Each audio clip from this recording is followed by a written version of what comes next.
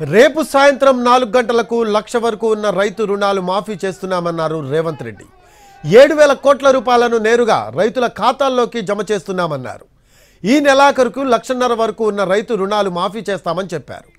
August మొదటి వారంలో 2 లక్షల రూపాయల వరకు పంట రుణాలు మాఫీ చేస్తామన్నారు. రైతు ఆత్మ గౌరవాన్ని నిలబెట్టేందుకే 2 లక్షల రూపాయల వరకు రైతు రుణమాఫీ చేస్తున్నామన్నారు. ప్రజాభవన్లో పార్టీ ముఖ్య నేతలతో సమావేశమయ్యారు సీఎం రేవంత్ రెడ్డి. రుణమాఫీపై జనంలోకి వెళ్లడం ఎలా అనే అంశంపై నేతలకు దిశానిర్దేశం చేశారు. కాంగ్రెస్ ప్రభుత్వం చేస్తున్న మంచిని ప్రజలకు వివరించాలని పార్టీ నేతలకు దిశానిర్దేశం చేశారు రేవంత్. రుణమాఫీ హామీని నిలబెట్టుకున్నామని సగర్వంగా ప్రజలకు చెప్పాలన్నారు ఆయన. రేపు గ్రామాల్లో మండల కేంద్రాల్లో బైక్ ర్యాలీలు నిర్వహించాలన్నారు. 7 నెలల్లో తమ ప్రభుత్వం సంక్షేమానికి 30,000 కోట్లు ఖర్చు చేసిందన్నారు రేవంత్ రెడ్డి. దేశంలో ఏ రాష్ట్రంలో ఒకే విడతలో 31,000 కోట్లతో రుణమాఫీ చేయలేదన్నారు రేవంత్ రెడ్డి. రాహుల్ గాంధీ ఇచ్చిన గ్యారంటీని అమలు చేశామని పార్లమెంట్లో ఎంపీలు చెప్పాలన్నారు.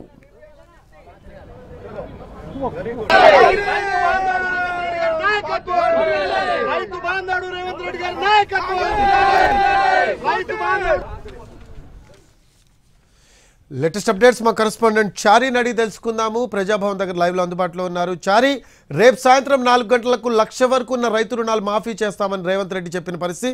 సో దీనికి సంబంధించి లేటెస్ట్ అప్డేట్స్ ఏంటి?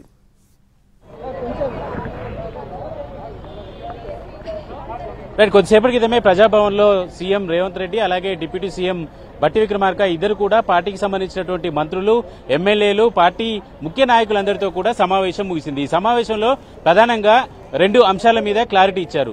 రైతులు ప్రతి ఒక్కరు ఎవరికైతే పాస్బుక్ ఉందో ఆ అందరికీ కూడా రుణమాఫీ చేస్తామని. రెండవ అంశం ఏంటంటే ఈ 2 లక్షల మేరకి రుణమాఫీ చేస్తామన్నటువంటి రుణాలు రేపు సాయంత్రం 4 గంటల వరకు 1,00,000 రూపాయల వరకు రుణం ఎవరికైతే రైతులకు ఉందో ఆ రైతులందరి ఖాతాలోకి 1,00,000 రూపాయలు జమ అవుతాయి. ఆ 1,00,000 రూపాయలు బ్యాంకులకు చెల్లించుకొని 1,00,000 రూపాయలు రుణం ఉన్నటువంటి వాళ్ళందరికీ కూడా బ్యాంకుల నుంచి రుణముక్తి జరుగుతుంది.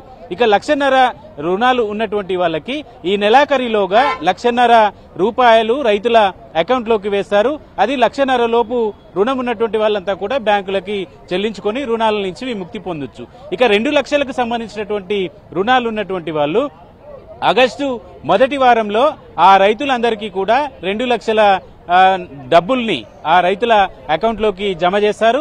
ఆ 2 లక్షల డబ్బుల్ని బ్యాంకులకు కట్టుకుంటే ఈ 3 విడతలుగా 1,00,000 రూపాయలు ఉన్నటువంటి వాళ్ళకి రేపటితో, 1,50,000 ఉన్నటువంటి వాళ్ళకి ఈ నెలాఖరుతో, 2 లక్షలు రుణం ఉన్నటువంటి వాళ్ళకి ఆగస్టు మొదటి వారంలో పూర్తిగా రైతులకి రుణాల్ని మాఫీ చేయాలనేటువంటి ఆలోచనతో ప్రభుత్వం ఉంది.